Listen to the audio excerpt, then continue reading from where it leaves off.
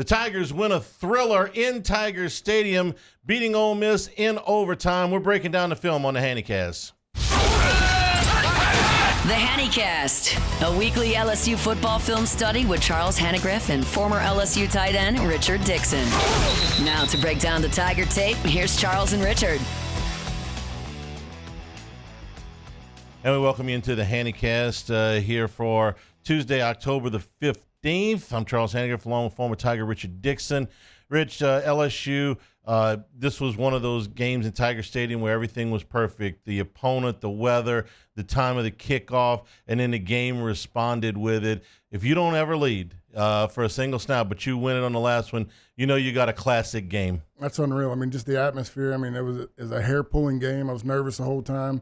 But to finish the way you did, I mean, you couldn't ask for a better excitement in the stadium. Big plays for and against, and, you know, some good fortune for LSU. I think the overwhelming sentiment in the postgame from Lane Kiffin, from Jaxson, from a lot of the fans, some of the ones that called us, was, how did LSU win that game? We bend, we never broke. I mean, they gave up a lot of plays. We got some good fortune on some drop balls. But these guys stayed in it the whole time. They fought their whole way through and never gave up. You know, when you are behind and a team has got a chance to put you away, and I really felt like if Ole Miss ever got up 2 scores in that second half, that LSU would be in real trouble. Every time in this game where LSU seemed like they were just about out of it, they would counterpunch. Like when they were down 10-0, they got the drive that they needed. Every time they needed to make up Zy Alexander's interception in the end zone, every time they needed to make a play, they did. They made every time we stop. I mean, you go the whole second half, Ole Miss doesn't score a touchdown. So if you can hold a half of football with Ole Miss not scoring, they kept giving the offense a chance to get going and catch up. To say nothing of a couple of fourth down conversions down there at the end. We're brought to you by Marucci Sports. The Hitter's House, 5801 Segan Lane. You know, members' benefits are numerous, 24/7 access to the members-only cages, bullpen cage reservation opportunities, a 15% discount on their retail stores, and they got some big changes, some big additions coming to their retail stores. Of course, all the Marucci aluminum and composite bats are available on site. The family plans are available also. Marucci's a company founded and operated by current and former big leaguers, so they're dedicated to quality and committed to providing their athletes at every level with the tools they need to be successful. Check them out at MarucciSports.com. All right, we're going to start with a play that I think really kind of set the tone, and not in a good way, for Ole Miss. Rich, when we talk about Ole Miss getting to the end of the first quarter, feeling like they should have had the lead by multiple scores, and it's 0-0, this is the first play that we're talking about. The best receiver in the country statistically was Trey Harris. We didn't know if he was going to play in this game until very close to kickoff, but he did, and Lane Kiffin gets exactly what he wants here. And this could have been a big, big play for Ole Miss. We talked about good fortune. I mean, this was good fortune. The guy gets everything he wants. You got Ashton Stamps playing press man. It's quarters coverage. And he just runs past Gilbert. I mean, you're going to see it really good from the wide view. It's almost like Gilbert bit a little bit on the play action fake. He steps up. But, you know, you hear the old saying with receivers, you know, if I get even, I'm leaving. He gets even and he's gone. Here's from the end zone view. Dart gets plenty of good protection here.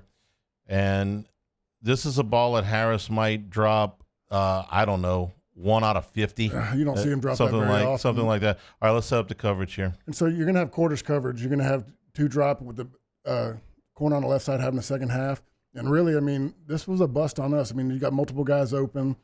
Stamps misses on a press. He tries to jam at the line, misses him. He gets free. And when he gets that free release, he burns past Gilbert. Let's watch it here. You watch Stamps, he's going to try to jam him enough just to give him time, and he just whiffs. And Gilbert's got to get out of that back pedal a little bit quicker. He's got his eyes in the backfield and just doesn't really get turned. But, I mean, you run that one back real quick, because that's not the only big play on this tape. If you watch the tight end wide receivers, they do a switch. We don't pass it off, and the tight end's wide open. Okay, so he's trying to get a jam. Essentially, Harris gets a free release here. He gets a free release because – and Gilbert, they've got press coverage. He wants to jam so he can keep his eyes in the backfield a little bit longer. But when he gets that free release, he's late to get out. But if you watch the backside, the tight end on the outbreaker is all by himself. Oof. I mean, you get burned right here, but that's just a missed coverage on the backside.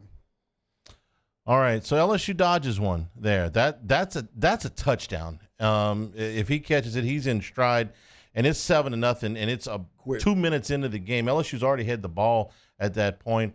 The air comes out of the building. And that's a minute, 15 seconds into the game. That could take the crowd out quick. Yeah. All right, we move forward a little bit here in the first quarter. This is a 3rd down and 7 for Ole Miss, and this is a bust of a nice gain of 17 yards for Ole Miss's run game. There's a lot of good things done on this play. The ball gets stopped, but when it gets stopped, you have a lot of guys overflowing, which allows the backside cutoff. If you watch Sage Ryan right there, it's just a misfit. He's got to stay in his gap. He sees the guy flowing in there, and you get 2 guys in one gap. Both Burns and Sage Ryan try to fill the same hole. This is all right. Let's set up what we're looking at here. You just run a base defense right here, but what they're going to do is it's all backside cutoffs trying to crash. They're trying to run the ball in this gap. We stop it. I think it's Shand right here in front of Penn. He does a hell of a job. They stop the hole, but with the overflow, you're going to watch Ryan fill in to the right side, and it causes that big cutoff or cutback seam. You stop there. So run it back just real quick. I'll tell you when to stop. You want to try it again? Yeah, try the arrows real quick. Ready to go back 15 seconds? Okay. Or 5 seconds? There we go. All right, so hit play with the space bar. Watch Shand right here. He does a hell of a job. He jams it. Pause right there. Look at the 2 gap. He's playing that technique perfect. This ball is going back way. He's got this cut off. This should be a no gain. It should be stopped, should be 4th and long. They should be punting. But if you go forward, right there, he hits back. Sage Ryan fills the wrong gap where you got Burns right here. Sage should be right there, but Sage overflows with the play going that way. He runs into the back of his guy because Shand did a good job, but because he fills in the wrong gap, he's got a big cutoff in the back. And you see him. This turns out to be a 17-yard gain for Ole Miss on a 3rd 7, down and 7. Stop. Yeah, and okay, so we get the wide view here. 3rd and 7. They spread you out, and what are the percentages that he's going to run the football? You're not thinking run right here. I mean, this is a pretty much given pass down, but it's Lane Kiffin. He knows what we're getting into. He gets the misdirection with getting the safety to fly over. Everything looks so good right here. If Sage fills his gap, that's a stop for short gain, and they're punting. And you see him go for 17 yards. All right. One guy again. We said that an awful lot. We're brought to you by Lake Urgent Care. 25 years of experience. Lake Urgent Care, dedicated to providing quality care close to home. They treat minor illnesses and injuries for ages 3 months and up at 17 convenient locations, including Baton Rouge, Hammond, Livingston Parish, and Ascension Parish. Plus, they offer occupational health and weight loss solutions, a seamless extension of Our Lady of the Lake. Patients can access care from anywhere with the MyChart patient portal. Our urgent care centers are open 7 days a week. Simply walk in, check in online, or you can schedule a virtual care visit at lakeurgentcare.com. Moving forward in the first quarter here, one of the things we were hoping, Rich, was that LSU would be able to get the run game going, and Caden Durham, who was coming in here nursing those dislocated toes, we were hoping he could be a factor here. He really wasn't. LSU was not able to run the football the way that they wanted to. This is one instance where they try a 1st and 10 run, and it doesn't go very far. And this is where it gets frustrating because this play's there. You have 2 guys make a mistake, get beat on their assignments, and this could have gone for a big gain. You're going to see Chester's needing to get to the next level right here. The center, DJ Chester. So he's got to get up right there. Frazier gets beat, and it just blows up. When you see the tight view on the next screen, I mean, it's so close, right? Watch Frazier and watch Chester. All right. You're watching the right guard here is 70 and the center 79.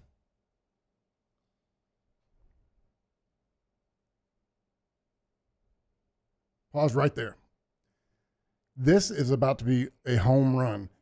Chester has to get up on the linebacker right there. He slow plays it, and Frazier just gets kind of whooped on this play. They throw him, gets knocked off. You're going to get Mason Taylor with the kick out. You can go a little bit forward. I mean, this play is so close to hitting that home run, but because Frazier gets beat, it slows him down. And it's just another one of those one player off that if he just does it 80% of his job, this is a big gap. I mean, you got one-on-one with the safety again.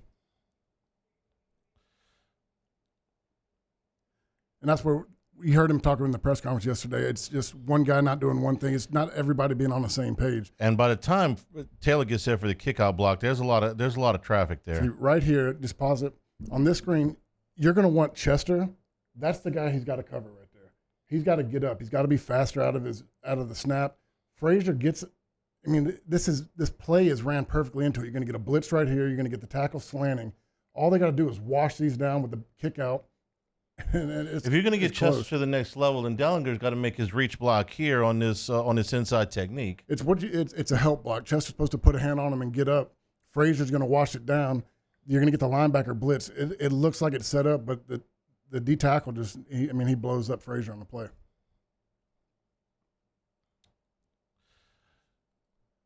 And it goes for no gain. It's frustrating when you get to watch these plays because it's so close that, we've been talking about the run game a lot. And when you get to see this, I see what Kelly's saying. It's just they haven't had that play where all 11 just hit on all cylinders. All right, this play we're going to move forward. This is another run by Ole Miss that converts for a first down. This time it's a 3rd down and 6. Well, the ball is down on the 9-yard line. This is one of the plays that happened after the deflected interception that set them up on the 13-yard line. So after the first 2 plays, this is the 3rd down and 6 from the 9.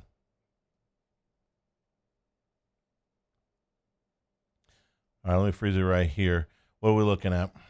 I mean, it's your basic 4-3. You're going to have everybody play straight up. And this is where I get confused. You'll see it on the backside. Everybody plays straight man.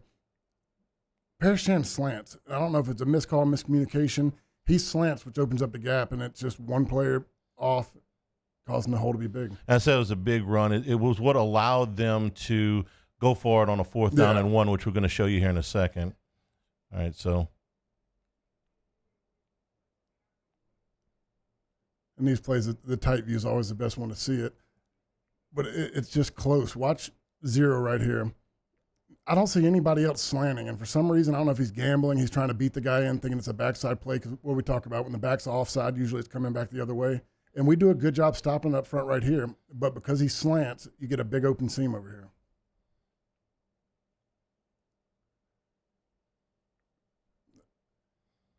I mean, once he slants and that gap's that big, Gilbert did a good job filling the hole. They stopped it at the 4, which was 1 yard. Right here. Oops, sorry. See, I'm trying to figure out what he was doing on this. It's a miscommunication of some sort. I'm gonna let you watch it again. Say when. Right here. See, I don't know why he's slanting. When Parrish slants, they knock each other off with 99, and they open up the gap for him because now you got Weeks to fill in that whole big gap right there, and it's just too much space. Slanting's okay, but you can't slant in opposite directions. You can't slant when nobody else is slanting. You're going to cause a seam. The lead block in there on Weeks, and they do stop it for 1 yard short. Okay, this is another one of the key plays in the first quarter. The Ole Miss has already missed an opportunity with the deep ball to Harris. They missed a 32-yard field goal. This one, 4th down and 1 from the 4. Lane Kiffin analytics. You don't even have to. I'm ripping my hair out at this point because this is where I'm getting really nervous. Lane Kiffin follows analytics, but you don't need to be Lane Kiffin to. Everybody's going for it here. Yeah. 4th down and 1. There's still no score in the game. Ole Miss should be up at this point. This is one of the best defensive plays of our year so far. All right, here it is. Gio Paez does a hell of a job. He blows up the center. If you watch him, he just submarines it, knocks the center back. They can't go anywhere. Whit Weeks fills the gap, blows up the right side. Gio Paez and Whit Weeks blow up this play, and then you got Swinson trying to get cut off by a wide receiver. Okay, and I want to talk about what happened on this interior because you're watching the TV cut, and it just looks like what the broadcast team says is the backside tackle does not get his cutoff block. Swinson comes clean, and he makes the stop. But there's more going on here. It ain't got nothing to do with that. When you look at Gio Paez, he just dives at the center's legs. And this is what you do on a short yardage situation. He's trying to clog the middle. Weeks blows up that guard. You talk about this is what your linebacker's supposed to do. He blows him up. There's nowhere to run up that A-gap. And then you got a wide receiver trying to cut off the best rusher. Yeah. I said the backside tackle. I don't know if he was supposed to chip him or not, if they actually expected. Remember early on in the year when we were bringing our wide receivers in and we complained about why do you have a wide receiver trying to cut off a DN? This is why you don't do it. But running back, just real quick, I want you to watch Whit Weeks on this because Gio does a great job. But watch Whit deliver the blow on the guard that completely shuts off any possibility of running the A-gap. He's given up I'm going to say somewhere in the area of 75 pounds to that guy. Yeah, I mean, he's free. It's just an awesome play. And Savion does a great job. I mean, to me, that's all right. Wait, let's run it back here again on where Jones is, because he makes a nice play too. And this looks like it's all Swinson, but Savion crashes. They cut off right here. You got Gio Paez slamming the A gap. Center can't go anywhere. Whit Weeks blows up the guard. I mean, this thing is just shut down. It's perfectly ran by this defense. And a huge swing. You get the ball on the 13-yard line, you're supposed to come away with a touchdown. Forget about points. You're supposed to be you're supposed to come away with a touchdown, and they don't. I mean, think of where we are in this game. You got the drop by the best receiver, one of the best receivers in the SEC, not expected. You get the interception, missed field goal. Get down on the 4th and 1 on the 4, and we blow this up. I mean, this is where you're thinking, LSU or Ole Miss think they should be up 18, 21 points. They should have been, because these are all plays that are makeable. They're not like, oh, well, if this guy would have made a great play. Harris is going to catch that ball almost all the time. Yeah. The kid that makes the 57-yard field goal to send the game to, or any overtime, that's a pressure kick if there's ever a pressure kick. He makes that when he missed a 32-yarder in the first quarter. And then this play. This is a great play. The other plays we had good fortune. Yeah. We're brought to you by Bayou Apparel, helping local businesses communicate their message since 2009 as one of only a few local LSU official licensees. Bayou Apparel offers the highest quality products to showcase your brand, whether you've got an established one or a new one. Bayou Apparel design experts help you create eye-catching designs that fit your company's message. They do logos, event T-shirts, and promotional items for your business. So call 225-928-9090 or go to the website at bayouapparel.com. All right, here's another good play for LSU. This time the Tigers with the ball. This is Nussmeier going to Lacey down the field, and this results in a nice game. Nussmeier's anticipation. I mean, he throws guys open. He throws the ball before receivers looking. He gets a great pocket right here. I think we kind of get away with a hold. Miscommunication between Frazier and Emery right there on the help. But where he throws this ball and how he throws it over the linebacker, it's beautifully done. I mean, and Lacey does a great job when you see the wide view in the back. This gets LSU out of jail here. I don't know if that's where the confusion was. You had the guy walk up. He signals out that he's going to fan, but they got to help right there. There was a little bit miscommunication that could have caused an issue. All right. Let me set it up here. So watch. They're going to run cover 3. This guy's dropping to the middle. The far cornerback, he's dropping. There's going to be 3 high. Lacey puts a great move to stem the cornerback wide. He pushes him a little bit wide and cuts that seam where he can dump it over the linebacker's head.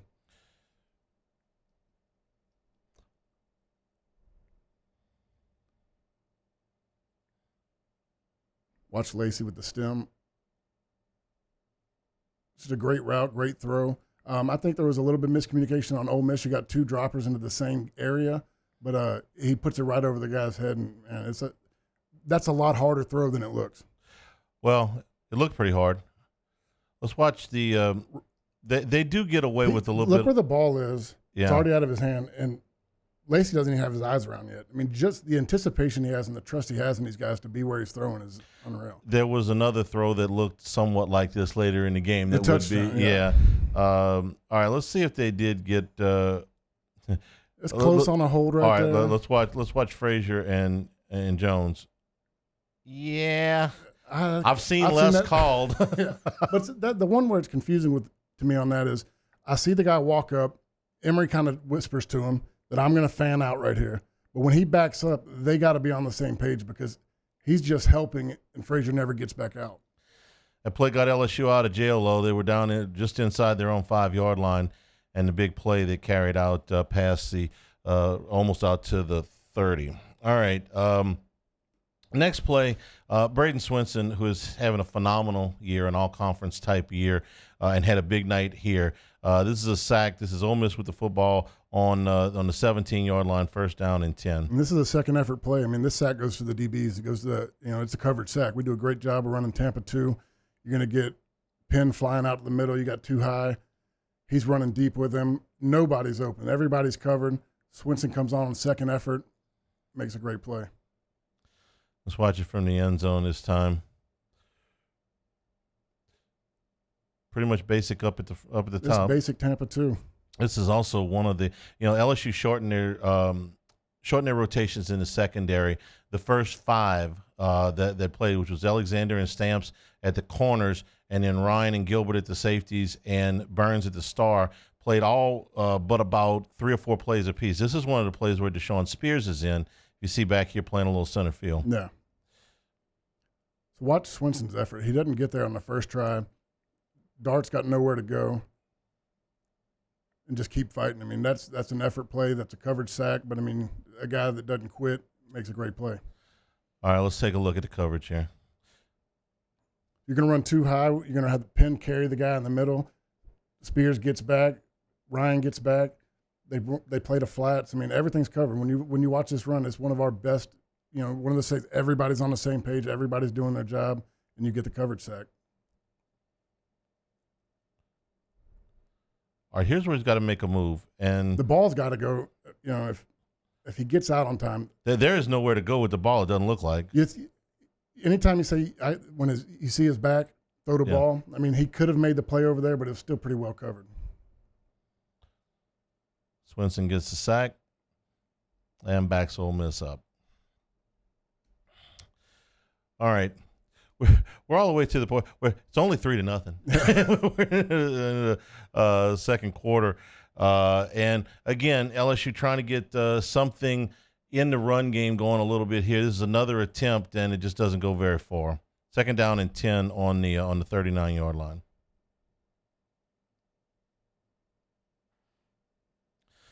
This tell me about this is pistol. You got a bunch formation on the near side. It's an outside zone play. You're gonna have Pimpton run a backside cutoff.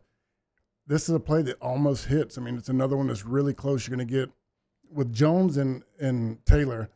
I'm not sure where one of them gets confused, but you got the outside gap. Emory's got to make a smarter play. You get Jones and Emory got these two right here. They're gonna reach out. This guy takes himself out of the play, and Jones chases. Jones really needs to go up. Chester gets up, and it's a big play. Except it's not. This one almost looked like it had no chance from the very beginning. Let's take a look. All right, you got a lot of traffic over there. Yeah, so you're going to get Pimpton run the backside cutoff. Everybody's reaching. Everybody's doing a reach block. They're going to blitz into it. So you're going to see the tackle slant, linebacker come up. It should be what you got the look you're looking for, but you have two guys that just don't really, get to their assignment. All right. So right there, you take it back just a half second. Pause right here. This is what you got this good look. See, Chester already missed his guy right here, but you can still got room. This guy's slanting. Frazier has to win that one-on-one. And when I say that Taylor and Emory were reaching, they're for these two. Well, this guy's already taken himself out of the play. Emory's got to be smarter and realize that, hey, I'm not chasing just to chase. Work up, block the guy, and you could possibly have a home run. But because he crosses his face right here, it stops the play. And this is the guy. This is the guy. He was lined up on Chester's nose. Mm-hmm. No, well, wait, hang on now. Yeah, let it run through. No, Chester just does it. He takes a bad step, so run it back real quick. Chester has to reach this guy. They're slanting over. When the guy slants, you got to play on that outside shoulder. He takes a bad step. He gets inside, so he messes up. Frazier gets beat. It's one of those run plays that were so close. I mean, another half step, you get a hat on the right side that you bust for a big play. All right, so LSU gets that play up on the interior. We are brought to you by Dana Brown, the law offices of O.C. Brown. Known Dana personally for a long time. Your first consultation is always free for all of your legal needs. Family-owned law firm. Dana's carried on his father O.C.'s legacy for over 30 years. So if you've been in a car accident or you've got other legal needs, the law offices of O.C. Brown, your first and only call your law firm for a lifetime. Call them at 225-343-1111 or on the web. It's ocbrown.com. And if you're heading down to see Dana and the guys, stop on by Town Square Pizza on your way just a couple of blocks away.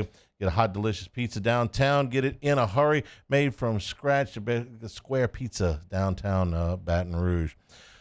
This play got a lot of attention. This was a 4th and 2. LSU's at the 38-yard line. They called timeout before this play to get it set up. This is the – I'm just going to let it run. You requested one play. I requested one play. This is the one I wanted to this is the one I wanted to see. This play is another that's almost there, but Nussmeier's got to pull the ball here. So everybody's going, you're reading that guy. Look, it probably doesn't go anywhere because once again we get beat with the center and the guard. But if he pulls the ball, you'll see it from the back view. So you're reading the end. He's blocking here. You got a combo block to get up here. Then you have Dellinger coming around the outside. But because Emory gets beat right here and gets thrown, it kind of throws off the whole play. Even though, I mean, when you see it from the tight view, the gap is opening, but Nussmeier's, that's when he's got to pull. I mean, that's the read. He's on the DN. I've been waiting to see the end zone view of this. And it's frustrating because you're going to see right here, they're going to read this guy. These two, it's a bad step, bad technique, bad decision. You got two guys to combo block. Run it back real quick. So these two, pause it. These two are working here to here. I mean, if it's a tight end tackle, that's a deuce. This would be a text. But they make bad. I don't understand what they're doing right here because it's almost like he's trying to work inside to get there, but he's too close. They got to work this one to where Frazier stays man up, Emory chips, gets to the top, and this could be a really big play. But he steps inside, Emory steps inside, the guy kind of squishes him, and then Nuss doesn't pull the ball. So I'm going to tell you to pause it in just a second. Pause. Pull it. That's the pull right there. And look, you already missed your block. Emory and Frazier, they missed. Even with the miss, you got Dellinger that can help out. You need 2 yards right here. I mean, this is when he's got to pull the ball. They give it. This gets demolished. And what's frustrating is I didn't like the play call when I watched it. When I go back and get to see this view, the play's there. I don't know what Frazier and Emory are doing. It's a bad decision, bad call. They combo it kind of reverse. They should have been inside out instead of outside in. And Nuss got to pull the ball. Let me go fanboy here for a second. This is game 6. I don't know how many times they've run the zone read, but I know how many times Nussmeier's kept it. 0. So at this point, there's some things where you just go, hey, you know what? We can't do that. Yeah. I would have been. They would have been better off just handing the ball to Jaxson and running a straight play, or throwing the ball, or anything but that. Because the things that are supposed to have options here, you don't have options. No, the play is not designed to run. Look, if your quarterback can't run or is unwilling to run, he doesn't run. We didn't run this with Jamarcus. No. You ran it with Flynn, okay? You didn't run this with Mettenberger. You didn't really run this. Well, you ran a little bit with Joe Burrow. But if you're not going to do it, you just stop. Well, because there's no reason to have the option. I mean, that end's going to fly to the running back every single time because he's never seen him keep it. And can we look back to see what? Okay, let's just watch the guy that's set up on. This is the read guy, though. Yeah, okay. Right off him. He might have taken a half step. He slid and went straight into the running back. Yeah. But this is what as soon as he reads it, he knows where the ball's going. He's going outside. Run it back real quick. This is where I'm frustrated because even though all this happens, it's not a bad play design because you see where he's head up right here. Yeah. If you're combo blocking to here, wouldn't you think that he's going to take him head up, Emory's going to chip and get to the next level? Wouldn't that be the most advantageous? But for some reason, they reversed it to where Emory's trying to take him head on, and he's trying to slide and get out. I mean, it's a bad decision by on the combo block. Okay, that's your frustration. My frustration's out here. Let me stop it where, all right, this is the guy that's supposed to be optioning off of right here, okay? He, as you can see, Nussmeier's in the Jackson's belly, okay? This guy's already planted his foot to go outside. Yeah. He knows that Nussmeier is not going to keep the ball, okay?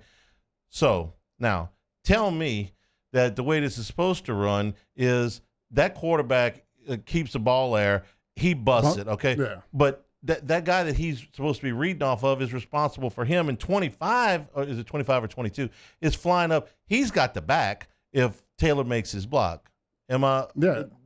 Correct me, please, because you're better at this than I am. Nussmeier should have pulled the ball and bumped his head on the freaking goalpost. But if you're not going to pull the ball, you're going to get guys flying down like this. Okay, it was my one play. I'm just setting you up for film at this point because that was the one that the combo blocks what frustrates me because the play's there, and I mean I say it's there. He didn't pull the ball, but I mean neither one of the guys made the combo block, and then the quarterback doesn't keep the ball, so that one's just got it's got no chance there.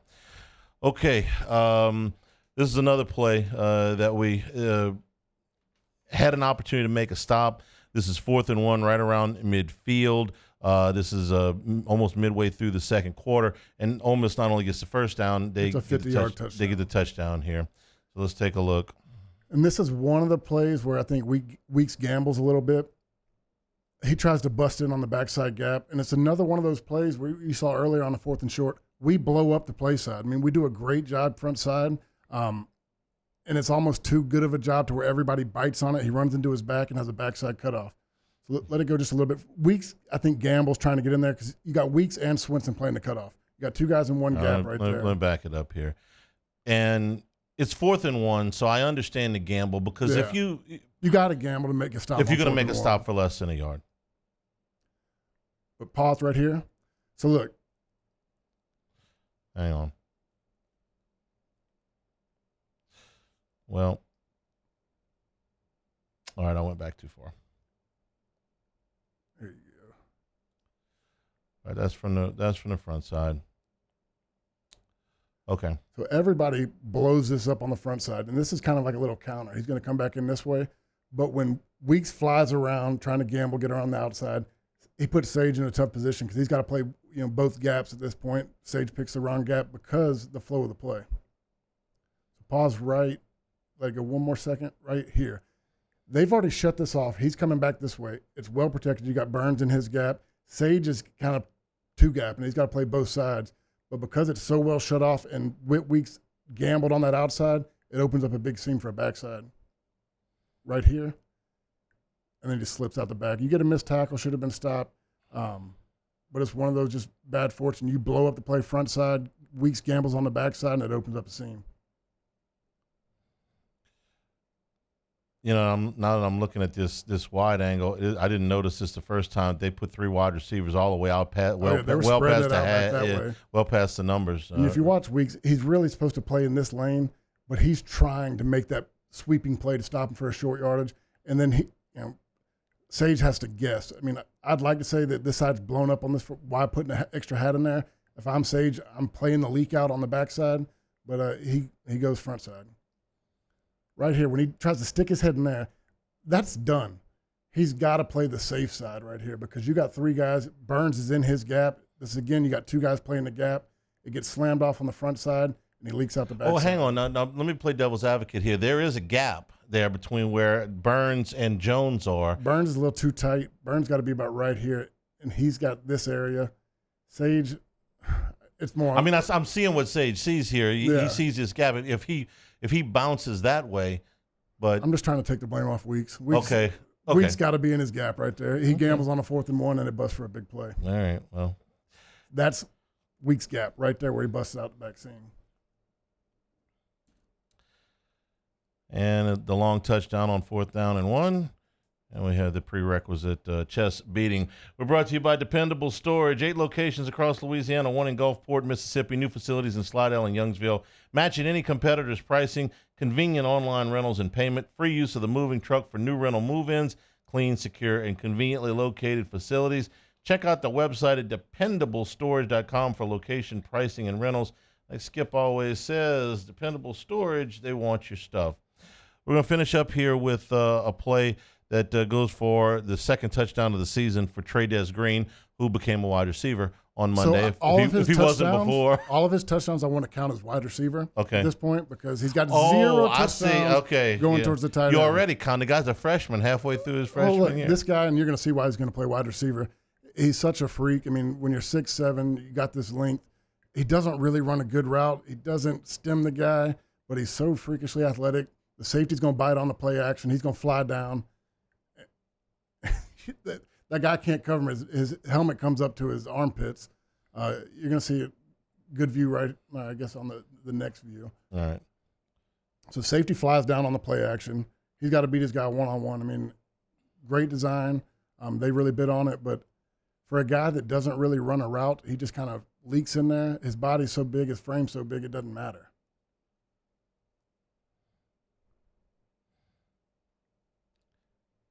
So watch it. He's just going to run an inside slant. Once he flies down for the play action.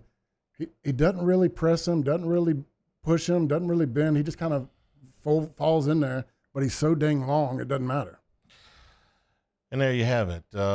He's going to be a tough cover. He's going to be a wide receiver the rest of the year. Wide receiver the rest of 0 touchdowns as a tight end. Well, they're looking for the wide receiver room is a little bit compromised. 3 of our right top now. 4 are out. You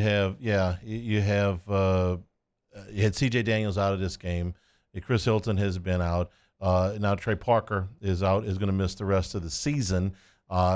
Kelly intimated that they would get one of the other guys, not Parker, but they would get one out of Hilton or Parker or Daniels back, and then you're going to add Green to that mix. I'm guessing this means less 12 personnel too. You don't have a ton of tight ends. If he's not a tight end either, I guess you could use him at both. You saw a lot in this game. They ran a lot of 13, 12. I mean, we were getting Pimpton out there, and we were getting Green out there. What kind of stinks about this is because they don't have confidence in the receivers behind them. So it seems like we've missed on a few guys. That we got some freshmen, some sophomores that aren't really getting in there. They haven't showed enough that they're going to move Green back down to wide receiver just to fill in that space. All right. LSU had a lot of advantages as far as the spot in this game. Ole Miss was playing 7 in a row. LSU was coming off of a bye. The game was in Baton Rouge. It was at night. This week, LSU is coming off of an overtime game. Arkansas had the week off. The game is at night, and LSU is on the road. The field rush fade? Well, but Arkansas had a week in between their field rush fade is my problem. So, and LSU is a small favorite in this game, but the circumstances, all of the spot that I call it, that all favored LSU this week. Yeah. This coming week, it favors Arkansas.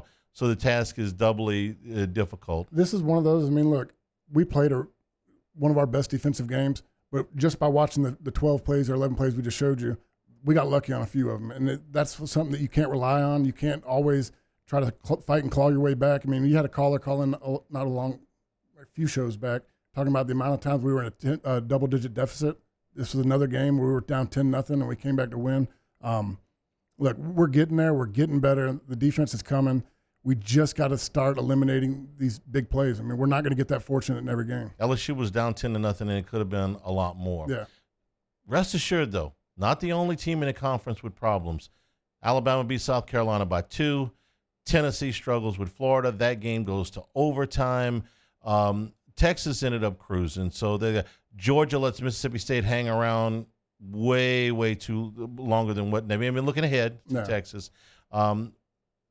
Somebody asked me today if Texas is a lock for the SEC championship game, and they're not, but let's for a moment just say they're the last undefeated team overall in the conference. If they're in the SEC championship game, who's the favorite to be the other team in the SEC championship game at the halfway point? And I'll tell you what I came up with. I came up with Texas A&M because LSU plays. Right, LSU and A&M are the other two undefeated teams in league play, and LSU goes there. Now, if LSU wins that game and the Arkansas game, then there's going to be a lot of light on the Tigers because they will be able to own their own ticket at that point. That's our toughest spot on the schedule. I mean, that's back-to-back SEC road games. It's going to be a tough one. All right. Hope you enjoyed it. We'll try to be back on our Monday schedule next week. For Richard Dickson, I'm Charles Hanagriff, and for Tuesday, October 15th, it's been the Handycast.